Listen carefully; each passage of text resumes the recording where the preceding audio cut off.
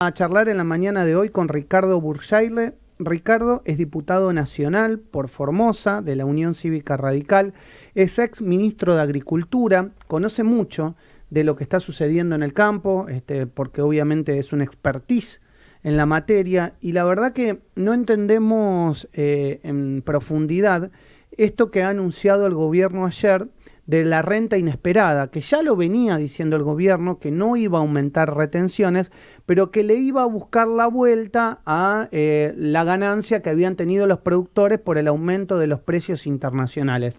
La palabra utilizada ahora es esta que acabas de escuchar, ¿no? Renta inesperada. Ricardo, buen día. Maximiliano Lecky te saluda. ¿Cómo estás? Maxi, ¿cómo estás? Bien, ¿Cómo estás? gracias por estos minutos. Bueno, ¿qué es esto de la renta inesperada que nos sorprende a todos, ¿no? Las palabras como se van modificando. Mira, el año pasado tuvimos el impuesto a la riqueza, que en realidad era una sobretasa de bienes personales, ¿sí? Uh-huh.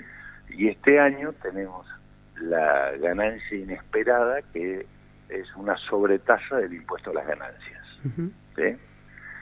Te lo presentan como bono, te lo presentan como por única vez, pero en realidad lo que uno tiene que pensar, Max, en esto es si tenemos ¿cuál es el objetivo del gobierno? Entonces, las políticas se tienen que enmarcar dentro de un objetivo y dentro de un plan del gobierno.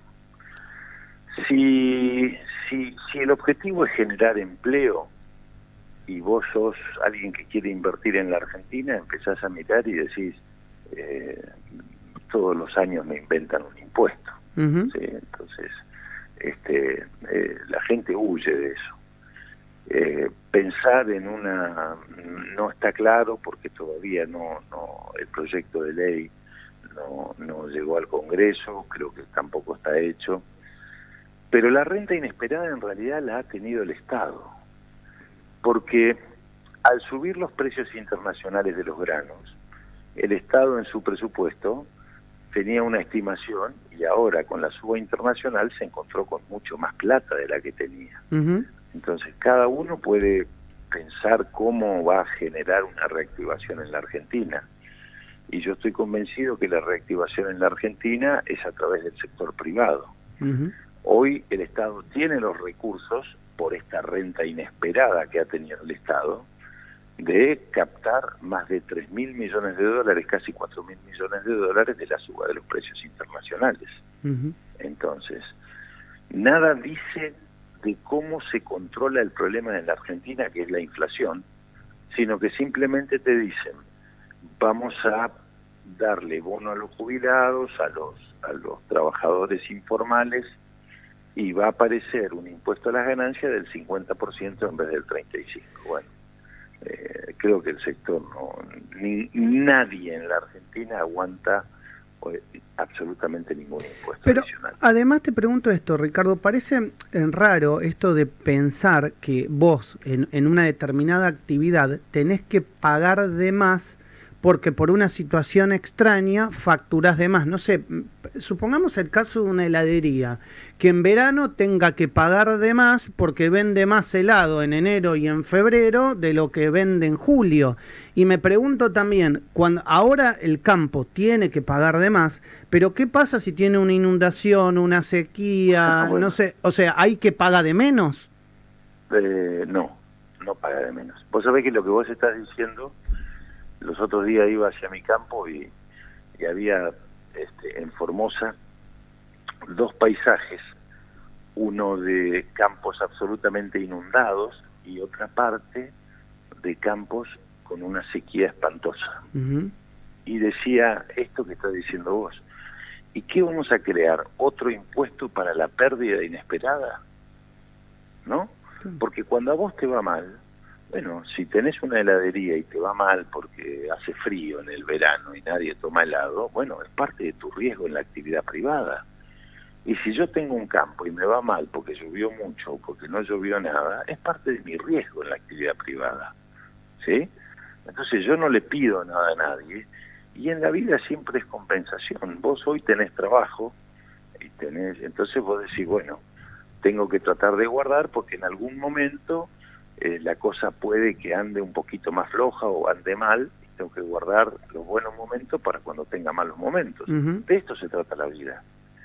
Entonces, yo si se me permite, yo creo que esto es más un síndrome de Estocolmo del ministro y el presidente, de tratar de acercarse al Instituto Patria con medidas de este tipo que atentan contra el sector privado y contra el crecimiento del comercio, porque esa es la verdad, porque cuando le sacás al sector privado lo que estás haciendo es trayendo flujo comercial y flujo de inversiones para concentrar mucho más en el Estado. Entonces, esa es la visión del kirchnerismo, y el ministro y el presidente, creo que después de todas estas peleas, están tratando de zanjar esas diferencias y toman de rehén al sector privado. Todo impuesto a crearse tiene que pasar por el Congreso de la Nación, eso dice la Constitución Nacional. Ustedes está claro que no lo van a votar a favor. Y yo repito que no, porque nosotros nos comprometimos a no generar más impuestos, Maxi. Es decir, la Argentina, me ponían un ejemplo, decían, pero Raúl Alfonsín y de la Rúa crearon un impuesto. La presión impositiva en la Argentina aumentó en forma exponencial. Hoy la presión impositiva en la Argentina es el 45% del Producto Bruto y se calcula así porque recae siempre sobre los mismos, digamos. Si vos estás hoy en blanco, toda la presión impositiva recae sobre vos. En aquella época la presión impositiva era muchísimo menos, era alrededor del 22% del Producto Bruto. Hoy es el doble la presión impositiva. Entonces yo me pregunto,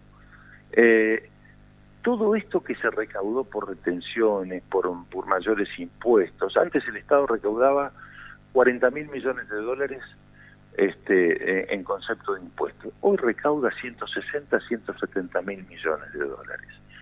¿Mejoró la situación de la pobreza en el país? No, no mejoró. No mejoró. Entonces algo se está haciendo mal y lo que hay que hacer es algo en sentido contrario de lo que se viene haciendo. No podemos seguir haciendo lo mismo esperando resultados distintos. Sí, clarísimo. Josefina Tajes te quiere consultar, Ricardo. ¿Cómo no? ¿Cómo estás, Ricardo? Te saco un poquito del tema y te llevo a... nos interesaría acá en la mesa que nos des tu mirada sobre este tema que, bueno, arde hoy, que es el tema de la magistratura, el Consejo de la Magistratura.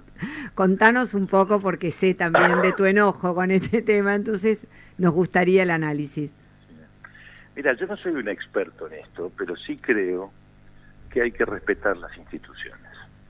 Nosotros tenemos 3 poderes en la Argentina: Poder Judicial, Legislativo y Ejecutivo, y cada uno tiene un rol dentro de lo que establece la Constitución Nacional. Hay un fallo de la Corte Suprema, una Corte Suprema que fue votada en el Senado, los miembros fueron votados, es decir, que han sido electos como corresponde, y que ha dicho que la Corte Suprema, tal cual estaba integrada, es de manera inconstitucional porque no representa el equilibrio entre quienes integran la Corte Suprema, y que le daba un plazo al Congreso hasta el 15 de abril para integrar y volver a los 20 miembros. Eso ha dicho la Corte Suprema. Bueno, entre gallos y medianoche se consiguió un juez de Paraná, de Entre Ríos, no sé si es Paraná, un juez de Entre Ríos, que fue en contra de lo que dice la Corte Suprema, ¿no? Una cosa insólita, un juez de instancia inferior yendo en contra de lo que dice instancia superior, que pretendía suspender esto.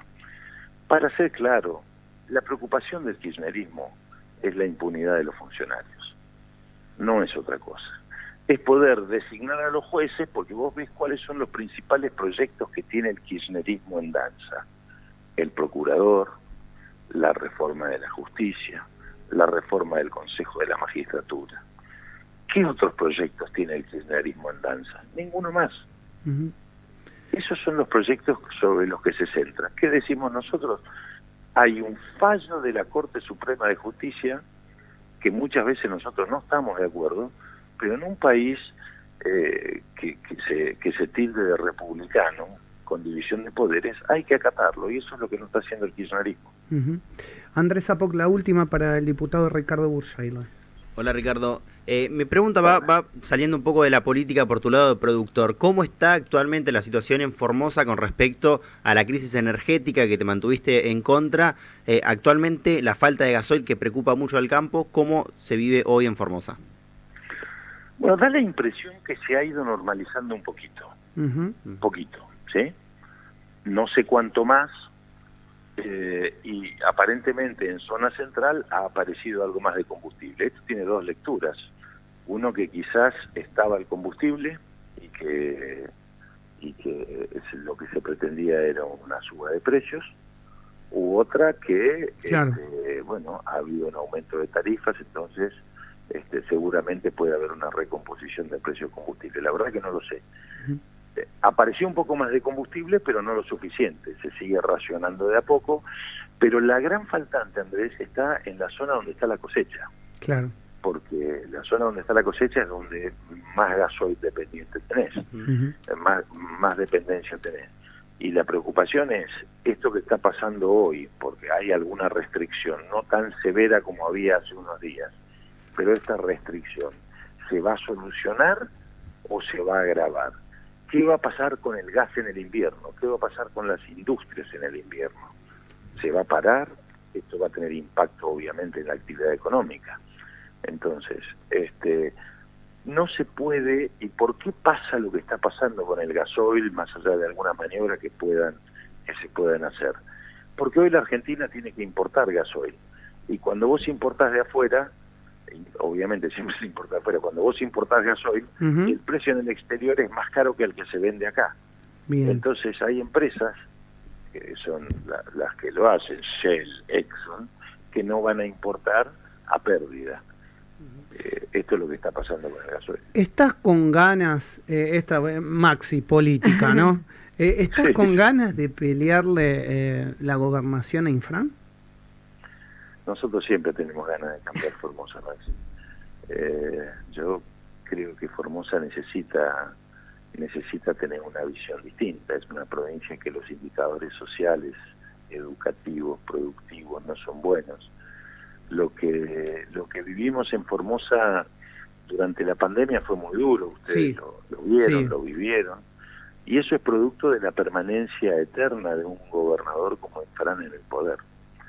Entonces lo que hay que hacer es cambiar las leyes en Formosa, eliminar la reelección indefinida, cambiar la ley de lemas y cambiar, por supuesto, el gobierno de la provincia. Claro, es lo que queremos hacer todos y yo soy parte de eso.